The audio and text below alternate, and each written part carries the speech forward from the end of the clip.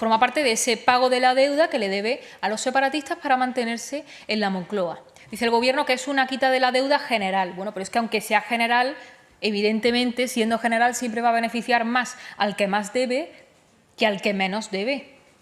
Y estamos hablando de más de 83.000 millones de euros. ¿Ustedes saben lo que se podría hacer con 83.000 millones de euros? Entre otras cosas, se podrían financiar 2.191 leyes ELA. Se podrían construir 876 hospitales o más de 640.000 viviendas en Madrid. Y eso que lo vamos a pagar todos los españoles, porque lo vamos a pagar, forma parte del acuerdo de Sánchez con los separatistas para mantenerse en el poder. Aquí los españoles no figuramos para nada entre el orden de prioridades del Gobierno. Aquí somos un instrumento para pagar los favores que Sánchez le debe a un prófugo de la justicia. La entrevista de Pedro Sánchez con Pepa Bueno quiso ser un escaparate de confianza y control, pero terminó dejando un episodio que no pasó desapercibido. Con tono burlón, el presidente ironizó sobre la fe de Santiago Abascal y su postura respecto a las mafias migratorias, insinuando que ir a misa era incompatible con pedir medidas firmes contra el barco de Open Arms. Más que un ataque político, fue percibido como una falta de respeto a millones de ciudadanos que, sin necesidad de platós ni titulares, combinan sus convicciones personales con la exigencia de seguridad y legalidad. El gesto de Sánchez abrió un flanco que la oposición aprovechó, recordarle que no se trata de religiosidad, sino de la incapacidad de un gobierno que, mientras reparte lecciones de moral, acumula sombras judiciales en su entorno más cercano y sigue sin ofrecer soluciones a los problemas reales de los españoles. Tantas veces hemos criticado. Y no solo este centro, sino también la presencia cada vez más numerosa de ellos, donde se internan a varones jóvenes de culturas incompatibles con Occidente. De cientos de hombres que se escapan o que al cumplir la mayoría de edad campan a sus anchas por las calles de la geografía española, que atemorizan a los vecinos, que ponen en riesgo a las mujeres ante el silencio del autoproclamado gobierno más feminista de la historia y que son llamados y subvencionados por el Gobierno. No se sabe cuántos son ni dónde están aquellos que salen o se escapan de estos centros, como el de Hortaleza, que tienen sumido en el horror al vecindario, pero lo cierto es que en Vox alertamos sobre esto y lo dijimos cuando nos fuimos de los gobiernos autonómicos por el reparto de la inmigración ilegal. Cada violación, cada agresión, cada ataque a nuestros jóvenes o a nuestros mayores será culpa de todos los que fomentan la política de fronteras abiertas y reparten la inseguridad por toda la geografía española. Y por desgracia, como digo, vemos meses después como todo aquello sobre lo que alertábamos se ha hecho triste y trágicamente realidad. Lo hemos visto en Hortaleza, lo hemos visto en Murcia, pero lo hemos visto también en otros lugares como Alcalá de Henares. Lo vemos demasiadas veces y es lamentable que una menor de 14 años haya tenido que sufrir una violación para ver a más de uno que callaba sobre el problema de la inmigración ilegal o participaba de las políticas del efecto llamada, llevarse ahora las manos a la cabeza. Y lo peor es que tanto el Partido Popular como el Partido Socialista participan de este reparto de la inseguridad. En lo único que difieren es en el cómo. La única pega que pone el Partido Popular al reparto de la inmigración ilegal se refiere a los criterios. Nosotros decimos que directamente estas personas no tienen que llegar a España y que hay que cumplir la ley. Nadie puede llegar ilegalmente a España. Llegar ilegalmente a España ya es un delito. No hay que esperar a que se sucedan estos terribles episodios. Quien esté en España de forma ilegal será repatriado. Y todas aquellas ONGs, asociaciones o personas que por interés político o económico participe del tráfico de personas o pretenda nutrir nuestra economía del esclavismo del siglo XXI, deberá ser juzgado. Nosotros vamos a seguir denunciando esta situación y combatiendo las consecuencias de la inmigración ilegal. Por eso, hoy por la tarde convocamos una protesta en solidaridad con la víctima de esta última violación, pero lo hacemos también en nombre de todas las víctimas de la inmigración ilegal, masiva e incompatible que ha traído el bipartidismo. Y lo hacemos porque si no lo hacemos nosotros nadie lo va a hacer y nadie lo va a denunciar. Y tampoco saldrá ni en las tertulias, ni en las portadas, ni en informativos. Y en la misma línea, y señalando también las políticas del bipartidismo, del Partido Popular y del Partido Socialista, tenemos que denunciar también la nefasta gestión que se ha hecho y que se sigue haciendo de los terribles incendios que hemos sufrido este verano.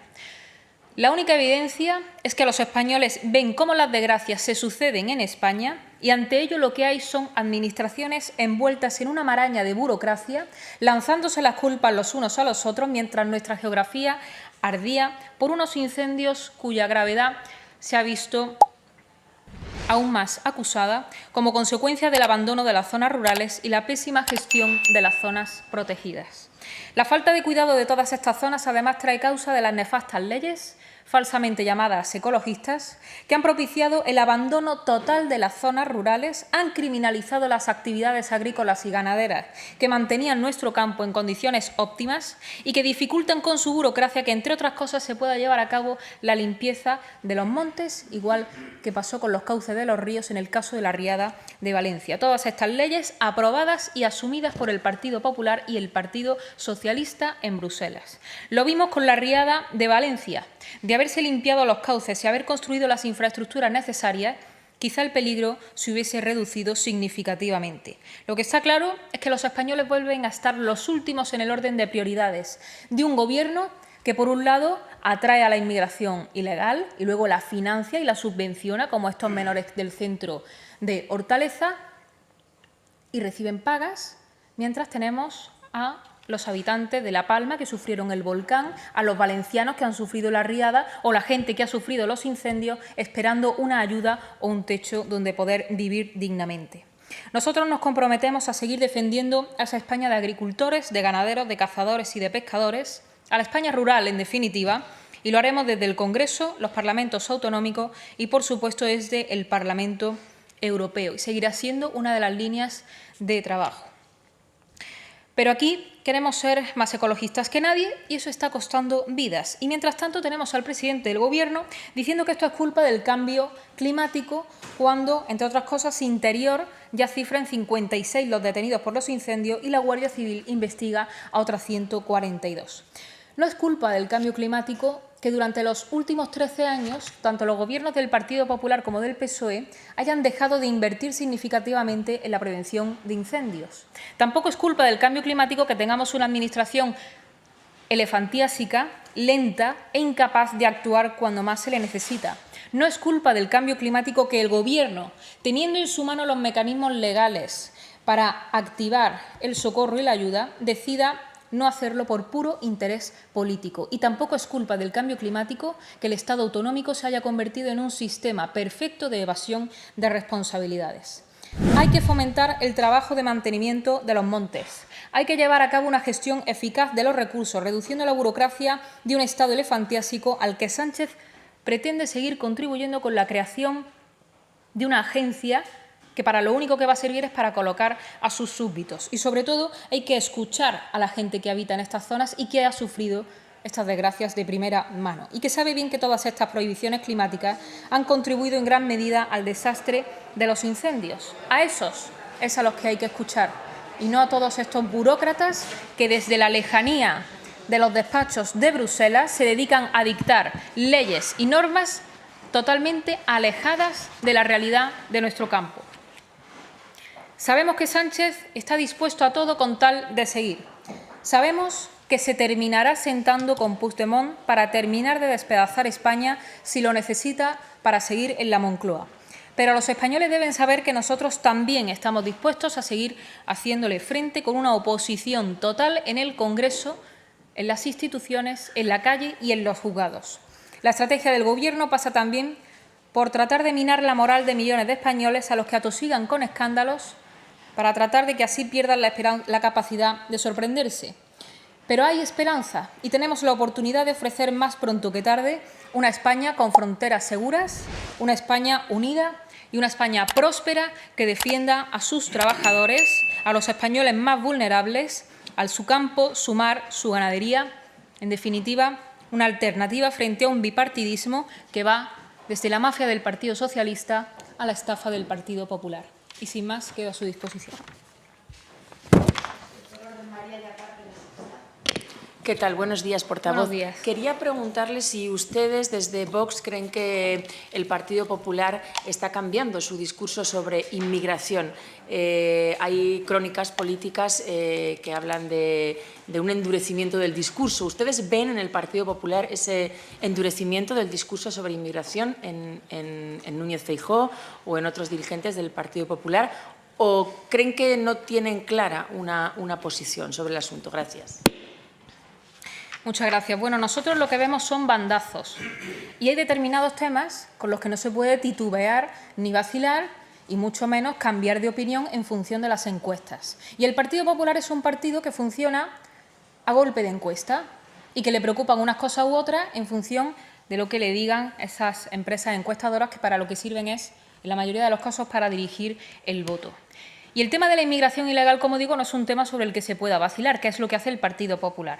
Porque hoy el Partido Popular dice una cosa y dice que hay que ser más duros contra la inmigración ilegal, pero hace unos meses el Partido Popular estaba pactando con el Partido Socialista la regularización masiva de 500.000 de personas en situación irregular en España. Y el caballo de batalla del Partido Popular para luchar contra la política migratoria del Partido Socialista, que básicamente están en lo mismo, son los criterios de reparto de la inseguridad. Es que el problema no son los criterios de reparto de la inmigración ilegal. El problema es que a España no puede llegar ninguna persona de forma ilegal, que los que están aquí de forma ilegal tienen que ser repatriados. El Partido Popular dice que deportará a aquellos inmigrantes ilegales que delincan. Es que entrar ilegalmente en España ya es un delito. El Partido Popular tiene un serio problema de coherencia. El problema es que esa falta de coherencia afecta y termina afectando siempre a los más vulnerables. Yo le puedo decir lo que nosotros llevamos diciendo desde el principio, que es que España tiene que tener unas fronteras seguras y que la inmigración ilegal no cabe en España. El Partido Popular hoy dice esto, veremos qué dice dentro de unas semanas, en función de las encuestas, me imagino. Hola, portavoz, buenas tardes, gracias. Buenas tardes. Buenos días. Ayer el presidente del Gobierno aludió veladamente al líder de su partido, dijo algo así como vas a misa y pides que se hunda un barco. No sé si tiene algo que contestarle y, en cualquier caso, si cree que esas declaraciones del líder de su partido ayudan a afrontar el problema de la inmigración. Gracias. Nosotros somos muy claros con el problema de la inmigración ilegal. Cualquier persona, ONG, organización, partido político, cualquiera que colabore con el tráfico de personas o pretenda que nuestra economía se nutra de esclavos, tiene que ser juzgado. Y todas las herramientas que se utilicen para ello deben ser confiscadas. Y ese es el destino que le espera a cualquier organización o persona que colabore con el tráfico de personas y traiga la inmigración ilegal. Y lo que diga el presidente del Gobierno, como usted comprenderá, pues no me suscita ningún respeto. Porque estamos hablando de una persona que está dispuesta a desguazar España con tal de seguir en el poder, que está dispuesto a pactar con lo peor de la sociedad española para mantenerse en el poder. Además, es una persona que tuvo el cuajo de decir ayer que había sido muy contundente contra la corrupción. Se ve que la contundencia flojea, porque tiene a su mujer imputada, a su hermano imputado, a su mano izquierda imputada, a su mano derecha imputada, mantiene a un fiscal general del Estado imputado y es un gobierno cimentado sobre el delito y sobre la ilegitimidad que le confiere haber puesto a España en manos de los separatismos y de grupos proetarras como Bildu. Así que, a ese respecto, yo creo que nuestro mensaje es sobradamente conocido por todos, incluso con respecto de los que no nos tienen ninguna simpatía, también del presidente del Gobierno. El que tiene que aclarar aquí su postura es el presidente del Gobierno, que se deje de pasearse por los platós de televisión de sus satélites mediáticos y venga aquí al Congreso a dar explicaciones, aunque a nosotros nos gustaría más que lo hiciese en un juzgado.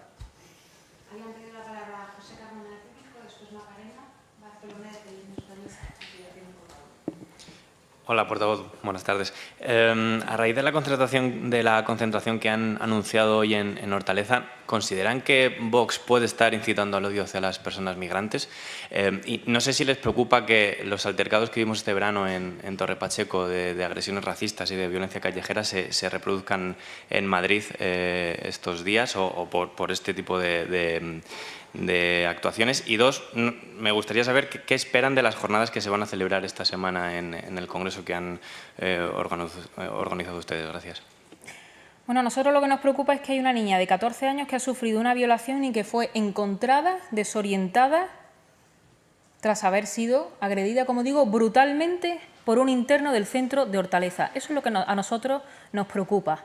Quien se lleve las manos a la cabeza por las riñas tumultuarias o por los altercados en los centros de menores debe saber que eso es el día a día de todos los centros de menores en España, de cualquiera. Son centros donde proliferan las riñas, donde prolifera la droga, donde prolifera la inseguridad, porque lo que hace el Gobierno con estas personas que trae ilegalmente es hacinarlas en estos centros, donde hay trabajadores, por cierto, que sufren las agresiones de estas personas todos los días. Y lo que es lamentable es que se ponga el foco en quien denuncia el problema y nadie se lleve las manos a la cabeza, o muy pocos, por el hecho de que ha habido una menor violada brutalmente por un inmigrante ilegal que estaba interno en un centro de menores. Eso es lo que es lamentable.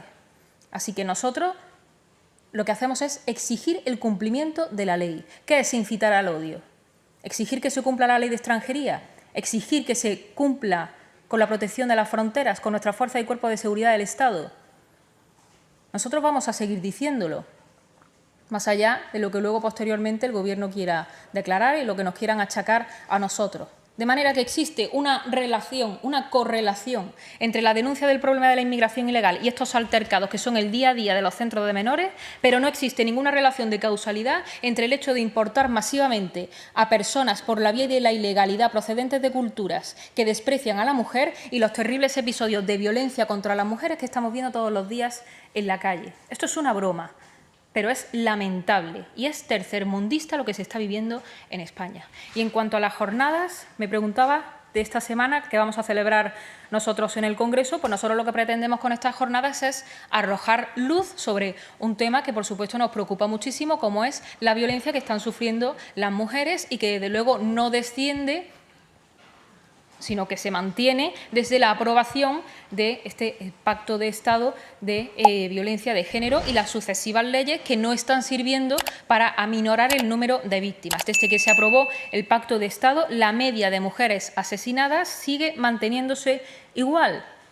Y a pesar de los millones de euros que se destinan todos los años en un presupuesto al Ministerio de Igualdad, no se reduce en un solo dígito el número de mujeres que sufren violencia. Y es absolutamente lamentable y nosotros queremos arrojar luz sobre por qué esto y estas leyes no están funcionando, para lo cual también aprovecho para invitarles a ustedes a que vayan a estas mesas y puedan comprobar pues qué es lo que se va a decir allí y si podemos llegar a conclusiones claras sobre lo que podemos hacer para evitar que este número de víctimas siga aumentando cada año, pues mejor. Buenos días. Le quería preguntar por las palabras del presidente del Gobierno en la entrevista en Radio Televisión Española, cuando dijo que hay jueces que se dedican a política y políticos que participan en la justicia. Quería preguntarle si comparte que hay jueces haciendo política y políticos haciendo justicia. Y también le quería preguntar por el anuncio que hizo de que iba a traer los presupuestos, pero que si no salían adelante, el Gobierno iba a seguir. ¿Y qué le parece también la propuesta que hizo Feijóo de que automáticamente, después de 2 prórrogas, se convoquen elecciones, se disuelvan las Cortes? Gracias.